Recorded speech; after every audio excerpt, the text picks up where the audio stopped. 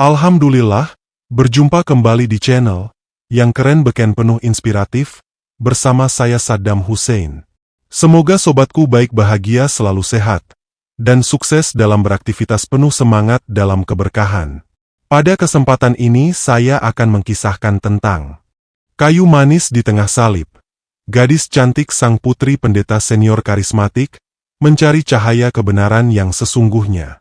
Ayo langsung saja kita simak perjalanan kisahnya berikut ini. Di jantung kota Jakarta, di antara gemerlap lampu dan deru kendaraan, berdiri sebuah gereja tua yang megah. Di dalamnya, seorang pendeta senior, PDT Samuel Raharjo, seorang yang dikenal karismatik, penuh wibawa, dan disegani. Bukan hanya di gerejanya, tapi juga di lingkup wali gereja Indonesia, di mana beliau duduk sebagai salah satu tokoh penting.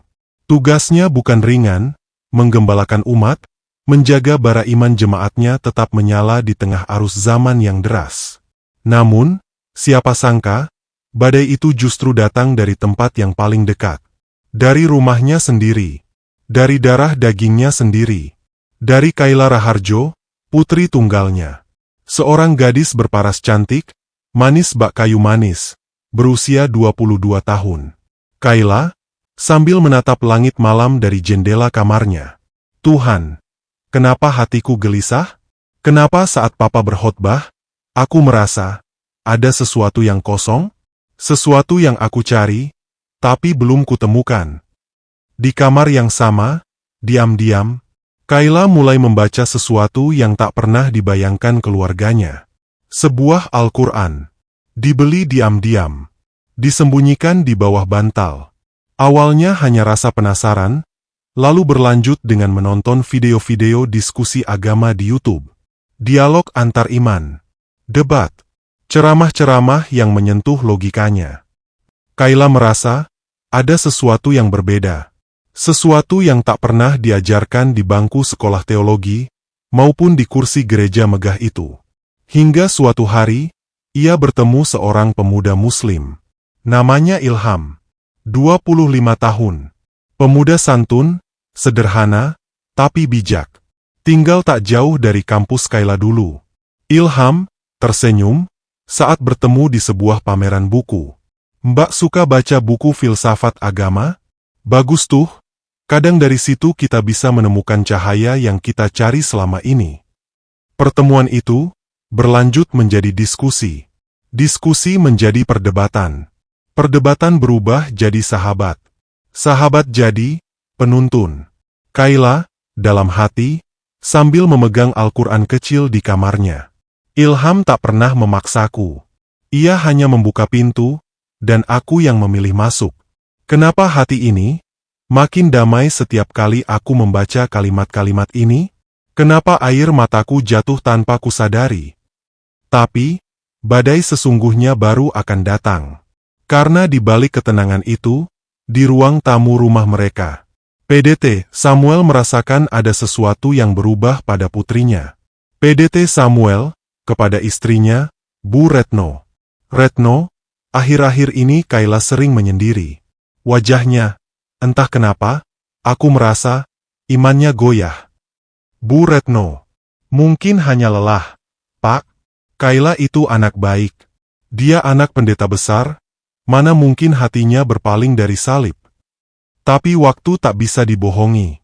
Kayla makin jauh. Dan imannya semakin rapuh. Atau justru semakin kuat ke arah yang lain. Kayla, dalam doa malamnya, menangis. Ya Allah, jika benar Engkau yang Maha Esa, Maha Pengasih, tunjukkanlah aku jalan MU, kuatkan hatiku, meski ini bisa menghancurkan segalanya. Disinilah kisah ini bermula, sebuah pergolakan hati seorang gadis pendeta di jantung Jakarta. Di antara cahaya gereja dan sinar hidayah yang diam-diam mengetuk. Hari-hari berlalu, tapi hati Kayla tak kunjung tenang. Ia hidup di dua dunia, antara suara lantang khutbah ayahnya di mimbar gereja, dan bisikan lembut ayat-ayat Al-Quran yang kini begitu akrab di telinganya. Kayla duduk di balkon, berbicara pada dirinya sendiri. Kenapa? Rasanya seolah ada dua diriku sekarang. Yang satu ingin terus jadi anak kebanggaan papa. Yang satu ingin jujur pada suara hati. Sementara itu, PDT Samuel merasakan perubahan itu semakin nyata. Di ruang kerjanya, tumpukan kitab, salib, dan dokumen gereja berserakan. Ia gelisah. Pendeta Samuel membolak-balik buku pada Bu Retno. Aku tak ingin anakku jadi seperti jemaat-jemaat yang goyah, yang mudah terombang-ambing hanya karena tontonan di internet. Bu Retno. Papa, tenangkan hati. Kayla anak baik. Tapi, kalau papa mau, coba saja bicara dari hati ke hati. Namun saat itu, Kayla justru sedang bertemu Ilham di sebuah taman kecil di bilangan Menteng. Di sanalah diskusi mereka makin dalam. Bukan lagi soal perbedaan, tapi tentang mencari makna hidup, tentang Tuhan, tentang keikhlasan. Ilham menatap mata Kayla, lembut. Keyakinan itu bukan warisan. Ia harus ditemukan. Karena kita butuh berdiri di hadapan Tuhan, bukan di hadapan orang tua. Kayla menahan air mata. Tapi Ilham, kau tahu siapa ayahku? Aku ini anak pendeta besar. Kalau aku berpaling, aku hancurkan nama baiknya, keluargaku, semua. Ilham, aku tahu, Kayla. Tapi apakah kau akan hidup menipu dirimu sendiri hanya demi nama, sementara hatimu terus berteriak? Di malam itu, Kayla menutup pintu kamarnya. Ia sujud. Untuk pertama kalinya, dalam diam. Tak ada suara khutbah. Tak ada lonceng gereja. Hanya bisikan lirihnya sendiri. Kayla berdoa dengan suara bergetar. Ya Allah, jika ini jalan MU, kuatkan aku. Jangan biarkan aku berpaling lagi. Tapi, ampuni aku, karena aku takut. Hingga sebuah peristiwa terjadi. Di meja makan, saat keluarga kecil itu berkumpul, PDT Samuel menemukan sesuatu. Sebuah Al-Quran kecil di dalam tas Kayla. Seketika, suasana menjadi beku. Pendeta Samuel, matanya merah, nadanya tinggi. Kayla, apa ini? Apa maksudmu membawa ini ke rumahku? Kayla gemetar, menunduk. Pah, aku hanya belajar. Pendeta Samuel, belajar? Kayla, kau anak pendeta, kau tumbuh di rumah ini, di bawah salib. Bagaimana bisa kau hianati imammu sendiri? Bu Retno menangis, memeluk Kayla. Kayla, nak, kenapa? Kayla, dengan air mata bercucuran.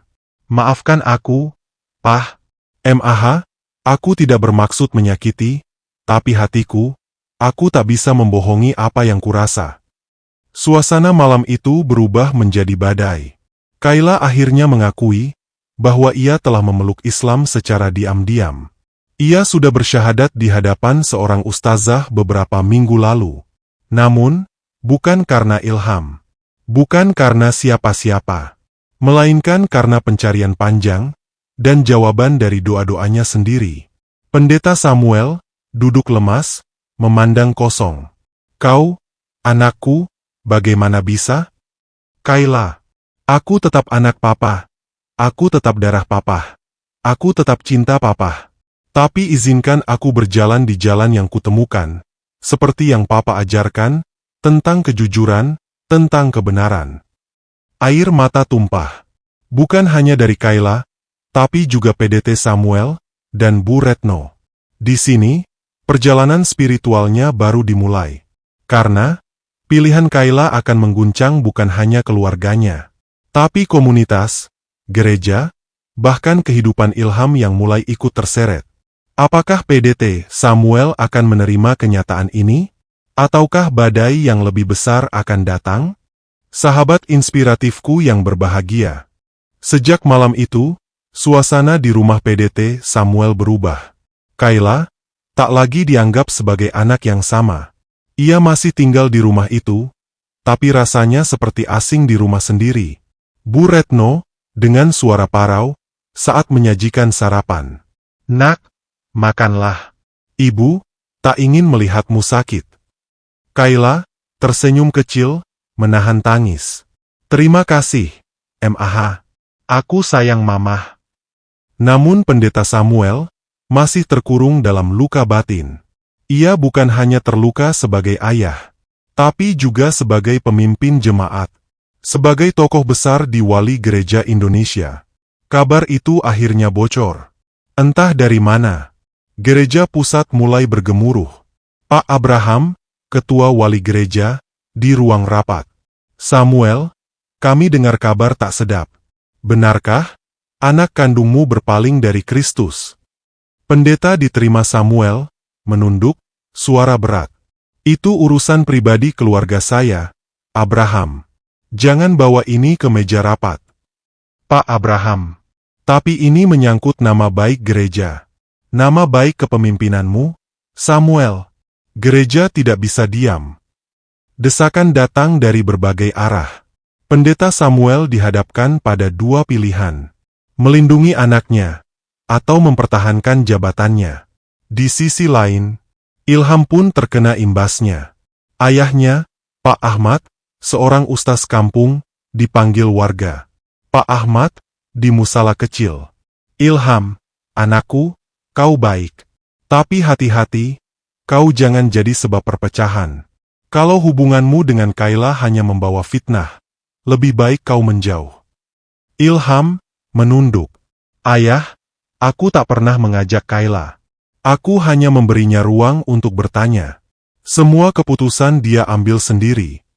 Kisah ini menjadi gunjingan di kedua sisi. Di gereja, Kayla dianggap pengkhianat. Di lingkungan Muslim, Kayla dicurigai sekadar main-main. Kayla, dalam hati, berjalan sendirian di pelataran masjid. Ya Allah, kuatkan aku. Aku tak ingin menjadi sebab perpecahan. Aku hanya ingin Engkau ridha. Di sebuah momen paling memilukan, Pendeta Samuel memanggil Kayla ke ruang kerjanya. Pendeta Samuel, dengan suara gemetar, matanya berkaca-kaca. Kayla, Papa minta kau renungkan sekali lagi. Papa akan beri waktu. Kembali, nak. Demi nama baik keluarga ini. Demi ibumu yang terus menangis setiap malam. Kayla, duduk di hadapan ayahnya, air mata berlinang. Pak, aku tetap anak Papa. Aku tak minta Papa menerima keyakinanku. Tapi, jangan paksa aku berpura-pura. Biarlah orang berkata apa, biarlah jabatan Papa hilang, asal jangan kehilangan hati kita, Pak. PDT Samuel. Aku kehilangan segalanya. Kayla, pangkatku, hormat jemaat, harga diriku, dan sekarang, anakku sendiri. Kayla, menggenggam tangan ayahnya. Tidak, Pak. Papa tidak kehilangan aku. Aku tetap Kayla, putri kecil Papa. Tapi kini aku memilih jalanku. Aku bersaksi la ilaha illallah Muhammadur Rasulullah, bukan untuk menyakiti, tapi untuk menenangkan hati yang Papa ajarkan dulu, agar jujur dan setia pada kebenaran. Malam itu, Pendeta Samuel menangis sendirian di dalam kapel kecilnya. Mungkin untuk pertama kalinya, ia benar-benar berbicara pada Tuhannya, bukan sebagai pendeta, tapi sebagai seorang ayah, seorang manusia, yang rapuh. PL Pendeta Samuel, berdoa lirih. Tuhan, kalau ini takdir MU, ajarkan aku menerimanya. Ajarkan aku, mencintai anakku, tanpa syarat. Disinilah badai mulai reda.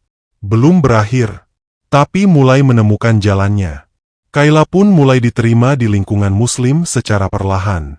Ilham menjauh, agar Kayla berdiri di atas keyakinannya sendiri, tanpa bayang-bayang siapapun. Sebuah perjuangan yang panjang, antara anak dan ayah, antara keyakinan dan kasih, antara nama dan nurani.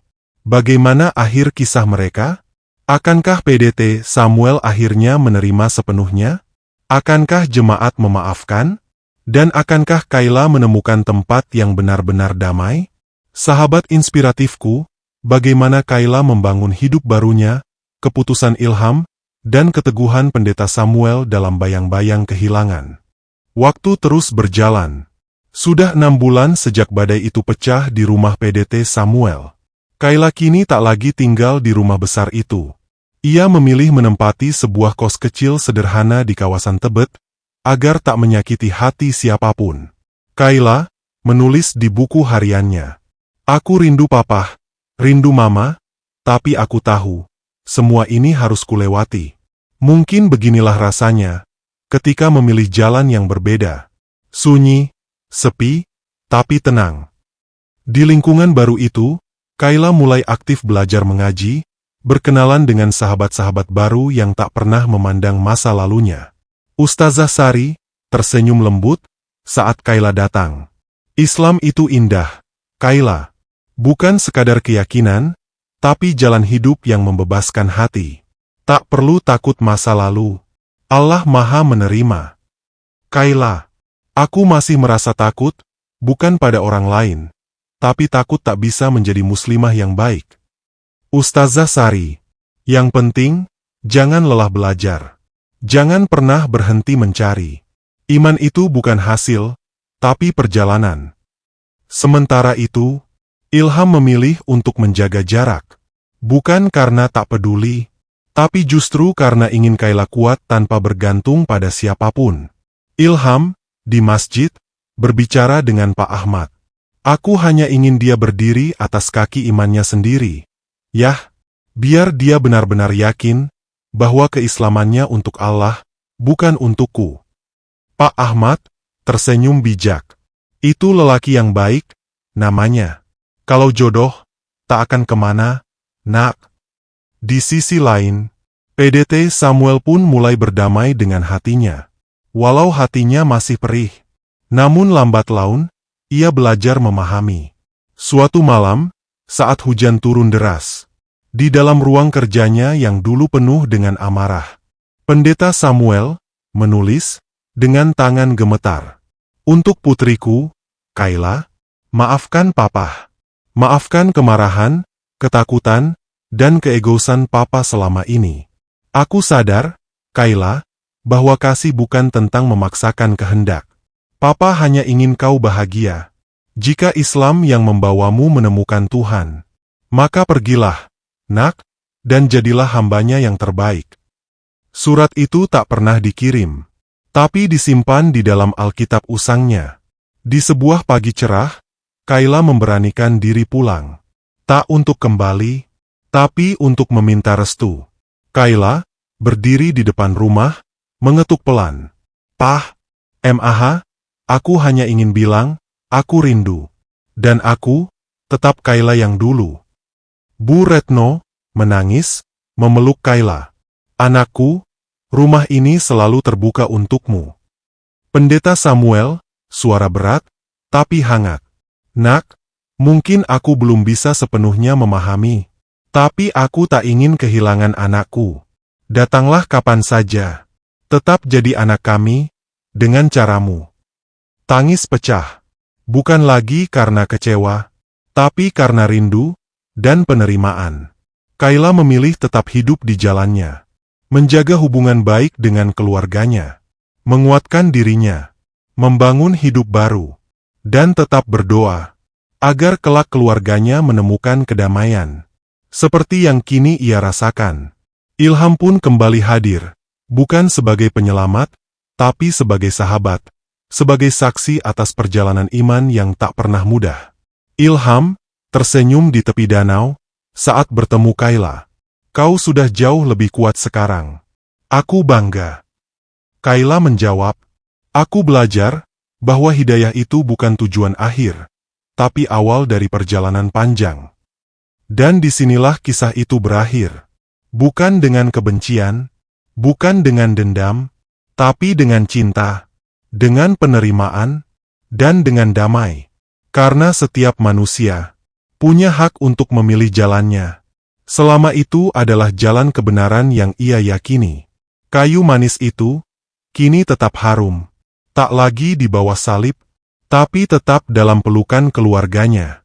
Dalam kasih Tuhan yang maha luas. Sahabat inspiratifku yang berbahagia. Demikian kisah ini saya sajikan, semoga bermanfaat menambah literasi, cakrawala berpikir dan menginspiratif, untuk tetap berada di dalam kebaikan naungan cahaya petunjuk Allah Ta'ala, di dalam kehidupan ini. Sampai berjumpa kembali di kisah inspiratif berikutnya. Atas segala perhatian dan dukungan sobatku saya ucapkan terima kasih. Semoga menjadi nilai kebaikan.